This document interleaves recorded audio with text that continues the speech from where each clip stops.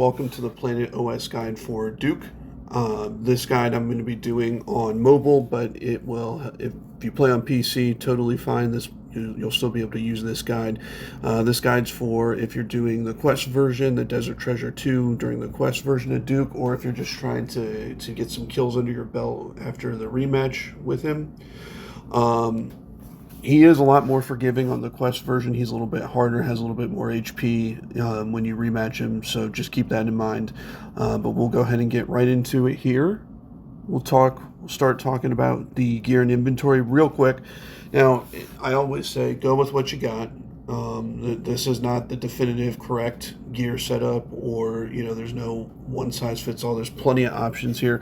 Let me show you what I'm bringing though. I'm going to start with the construction cape here. That's my teleport out at the end. Bandos Godsword to spec him. Super combat potion and the ring to teleport in. 3 prayer potions, and then the rest I'm going to fill with food. As far as gear, there's a lot of different options here. I'm going to use the Noxious Halberd, full oath plate, just a blessing, ferocious gloves, and light bear to get that spec energy back up. So hopefully I can have my energy back between kills on Duke. There's plenty of other options as far as weapons to use here. Arc light works really good. Ember light's really good here as well. I've just really enjoyed this halberd, so I'm going to use that. The only thing here that you really want to make sure of is that you have your weapon set to slash, because Duke is weak to slash. Now, if you're not sure, just might not be the case, but if you're not sure what's what here, because this says jab, swipe, and fend, you can always just hit the info button, and then we see that swipe here is the slash attack. So just make sure that you have your weapon set to slash, because it does make a big difference in terms of the damage that you'll be able to do to Duke. So just keep that in mind for sure there. So we'll go ahead. When we first get into the asylum here, Duke is going to be asleep. So I'm going to zoom my camera out, and we can see him over here. He's sleeping. We have to make a potion to wake him up. And then once you wake him up, the fight's going to start. So I'm actually going to go over the fight real quick here, because I think it's important. So once Duke wakes up, you're going to want to run behind either of these 2 pillars right here. This one or this one right here. And I'm taking a little bit of damage, but we'll come back to that in a moment. These are your safe spots. As long as you're within melee range, so melee range is going to be anywhere in through here, he will use his melee attack. But if you're behind this pillar here or over here for too long, he will use his magic attack. It's just a blue orb that shoots out at you. It's not really anything you have to worry about as long as you're staying here. And then so basically it's just kind of whack-a-mole. You're just going to run out here. You're going to click on the Duke to attack him, and then run back here. And then it's just a matter of timing his melee attacks. Every so often he has an eye up here that will open. That's his special attack. It's his gaze. It can pretty much almost certainly one-shot you if you're within range of it. So you want to make sure that you're hiding behind the pillar here. And then he will shoot out this a blob that looks this color here, the color of the vents, that will make the vents activate. At the beginning of the fight, it will be the one vent. So if you're over here kind of just going back and forth, attacking him and everything, he'll spit out one that'll turn this vent on, and then you just want to run to the other side. As his health starts to go down, he'll shoot 2 out, so then it'll be like this one and this one, or it'll be, if you're over here, it'll be this vent and this vent. And then that's really it. The eye attack is the one that you want to watch out for, the vents, all that fun stuff. And that's pretty much it as far as the fight. His attacks do get a little bit quicker there as the fight goes on. But that's really it. It's nothing that you really have to be, super mindful of. That's really it. The attacks, the speed will pick up a little bit the closer that he gets to dying, but that's just about it. So with that being said, that's the basic breakdown of the fight.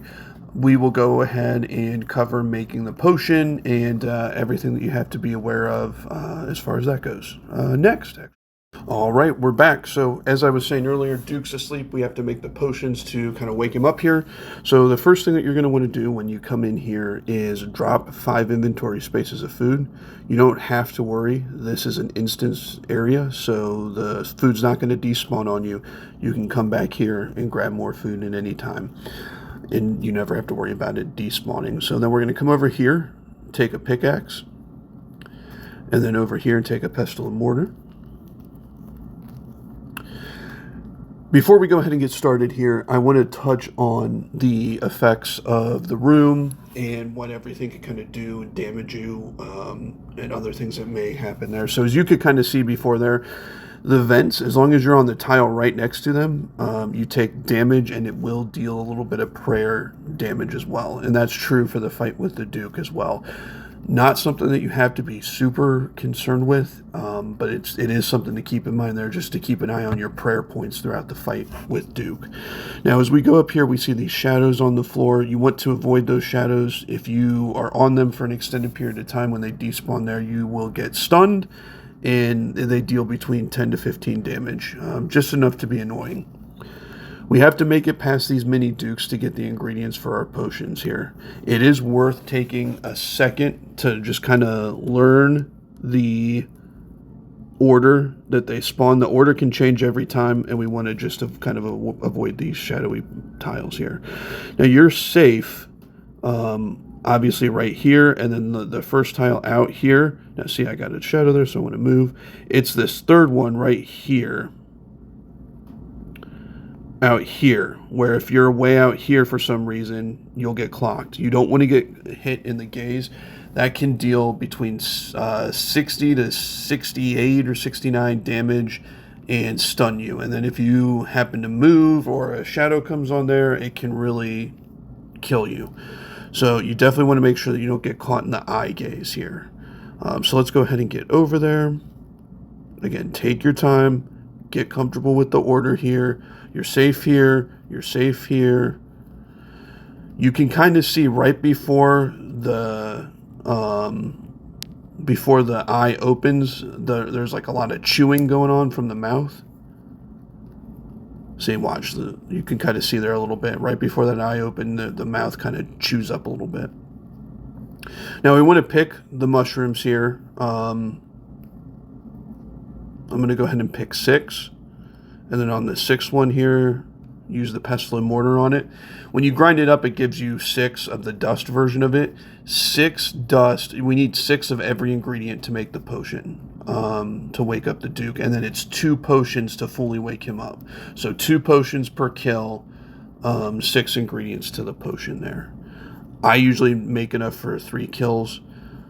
When I do my trips, I can probably do more depending on what the drops are, but 3 kills is pretty good. One other important thing to note, this is a safe spot here, so there's not going to be any shadows that spawn on, so we're going to go ahead and make it back here. Once that eye closes. Took a little bit of damage while I was explaining it, but that's okay. You can take a little bit of damage here. It's not really going to be the end of the world. And then see, I kind of got a little aggressive with it. You want to move in short spots too, because you don't want to like get caught moving on a diagonal, and then as you're moving through a tile, get caught by a shadow. So you can really make this part easier on yourself by moving in small, linear motions to really get through this here. All right, so that eye opens. We saw it chew a lot right before it opened there. I'm going to go here. If there was a shadow to spawn, I can move out here and still be safe. I'm going to make it through. That one's going to open. And then we're right here. So I'm going to go ahead and pick 4 again.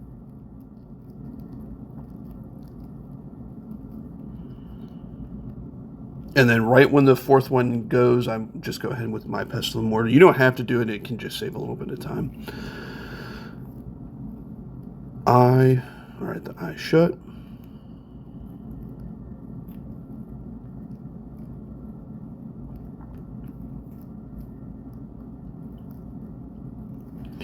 And then one other thing I did mean to note, if you do get caught in the gaze, like I say, it deals a lot of damage.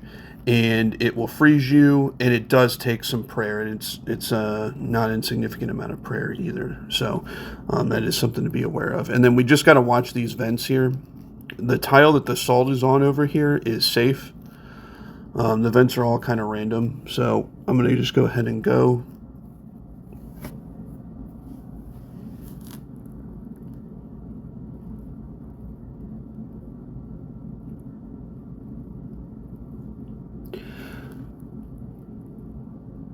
I was a little slow on the second mushroom there, so I actually don't have enough for 3 kills, but that's okay. For the purposes of the guide, we'll be good. So, and then you just go in here, fill up. I just kind of run back and forth here. Now, both of these vats are full, so I'm going to go over here, drop one more piece of food.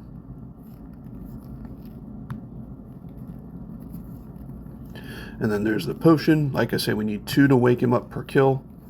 I'm going to go ahead and fill it up for my second kill.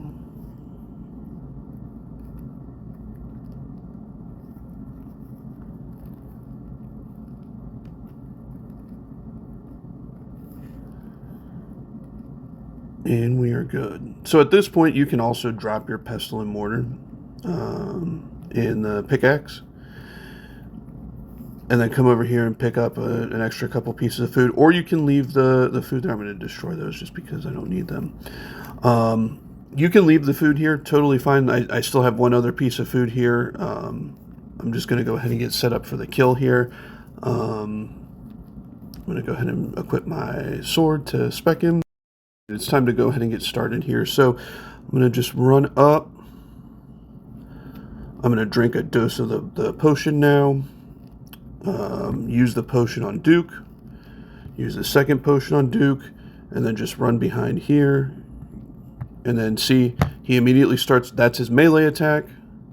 And then it's just run out, spec him. It's just kind of it's whack-a-mole with you being the mole. We're going to see his gaze here in a minute. You want to run out and then run back. There's the eye attack. You want to just stay back behind the wall for a second, and then you can go back out. And that's all there is to it. If for some reason you get caught, you usually have a second, like he'll use a, well, now that was him activating the vent. You usually have a split second before he'll try a magic attack to kind of get yourself back on point. It is kind of, there we go. It does kind of take a little bit to get used to his attack speed and like when you have to run out. So it's just out and back. Click on him and then back. And then now that he's half health here, he's going to start. See, you have a second there. He doesn't go right over to the mage attack super quick. Even if you miss and you take a little bit of damage from those vents, it's not the end of the world. The number one mistake people make here is trying to anticipate his attacks, because you see him kind of stop for a second and you think that he's going to activate the vents, and then you get caught by the eye, and he can pretty much one-shot you. It's pretty much going to be a one-shot if he gets you with the eye attack. So you really want to make sure that you don't anticipate his attacks and you really stay disciplined and just respond to what he gives you. That's the number one mistake that you can make here. See, we can see his attack speed getting a little bit faster.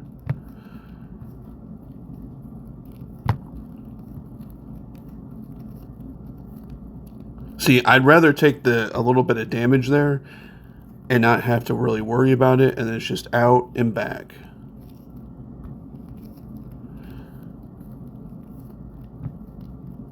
These kills aren't going to be perfect either.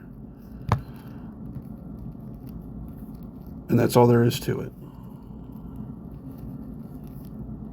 So after he's killed, you have a little bit of time between kills before you'll start to see him sleep again. So you see there's not really anything going on with the room.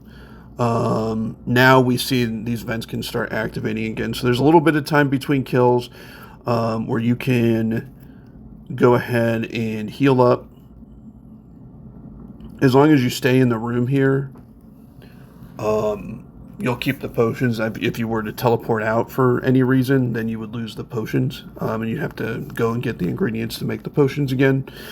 So there is that. So just stay in the room for the duration of the fight there. So I'm going to go ahead and get ready for my next kill. All right, use them on the Duke.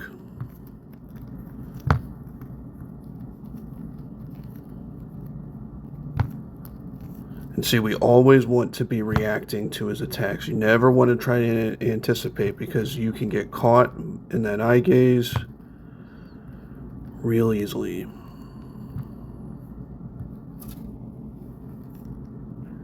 See, my character was already technically ahead there, so that's why it was okay. Always wait.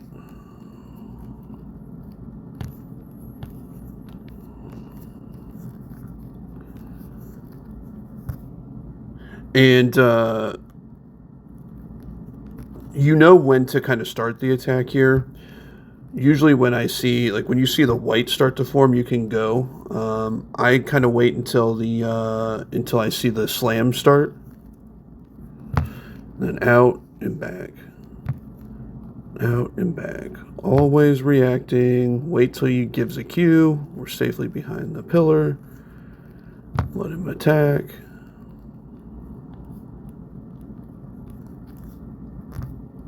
Oop, got caught there. Playing on mobile, that's a good point. It's and then see, I kind of got off of it there, and you still have a little bit of time to kind of get your footing down. There's the magic attack. I was away for too long, so we got to see it at the end. And that's really all there is. Really all there is to this here. You always want to wait until he starts his attack, so you're always reacting to him. You never want to give it too much. Don't try to anticipate, because when you do, that's when mistakes start happening. As soon as you see the puff of poison come out where he starts to activate the vent, that's a good indicator. As you see it start to come, then you can kind of click over. Now you want to make sure, I'm just going to do this over here just to kind of show you. You want to make sure that, if this is the safe spot here, you want to make sure that you don't like do what I kind of did at the end of that kill there, where you click here and then forget to click, because your character will kind of stop for a second. You want to try to click all the way over so you can run in a continuous motion too. Those would be some of my final thoughts. But in closing, when you have to run from side to side, you always want to make sure that if you can't click to get behind the other pillar, that you click onto the pillar fast enough that your character doesn't stop for a split second where you get caught in the slam attack. And the other thing is, you always want to be reacting to him. So, wait till you see the slam start, click out, click back. All of these Desert Treasure 2 bosses are, it's all about the feel. Once you get the rhythm of the fight down and the feel for it, and then as Duke's attacks start to get a little bit quicker, you'll get the feel for that too. It's really hardly noticeable, but it's all about the timing. Once you start to get the rhythm and the timing, and then you get the feel for it, your kills per trip will go up. Give yourself a little bit of grace here. I always say this at the end. Give yourself a little bit of grace. There is a little bit of a learning curve. Even with an easy boss like this, you can get yourself into trouble up over here pretty easily. Getting hit with the debris attacks or the eye gaze. Have patience. It will come. You'll start to get used to it. But the number one thing that I cannot stress enough, I know I sound like a broken record, but you always want to be reacting to his attacks and not ever anticipating them, because about the time you anticipate him to activate a vent, you'll run out in the middle of the room and get caught by the gaze and get one shot. So that would be it. So that's it. That's the guide to Duke. As always, our Discord link is on the main page of our YouTube channel. We would love to see you join the Discord and get involved with the clanning game. We are always doing activities, skill of the weeks, bingo, shoots and ladders, different events like group bossing, raid learning, all of that fun stuff. Please do consider joining. We would love to see you there. Take care, everyone.